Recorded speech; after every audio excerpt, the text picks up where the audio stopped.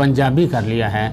वो जो फ़ारसी में कहते हैं ना, आज दिल खेज़द बर दिल रेज़द, कि दिल से बात निकले और दिल में जाके असर करे, तो वो जब पंजाबी में गुफ्तगू करते हैं और MBBS की क्लास में करते हैं तो हम देखते हैं कि वहाँ पे सूझबूझ, समझबूझ और दिल से बात निकलती है, दिल में जाके ठुकती है।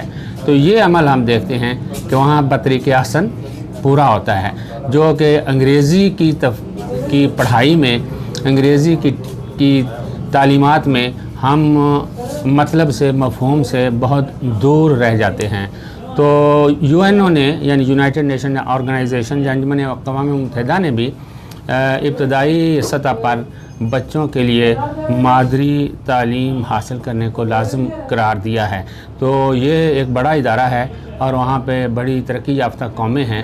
तो अगर वो भी कह रही हैं कि अपने चार्टर में कि मादरी ज़ुबान, इब्तदाई तालीम बच्चे की मादरी ज़ुबान में होना चाहिए, तो हमें इस पर भी कान धरने की ज़रूरत है। तो वो जो एक हमारे मुल्क का जब हाल देखें तो हम ये कह सकते हैं कि बहारों ने जाने कहाँ फूल बांटे, हमारे चमन में खिले सिर्फ कांटे।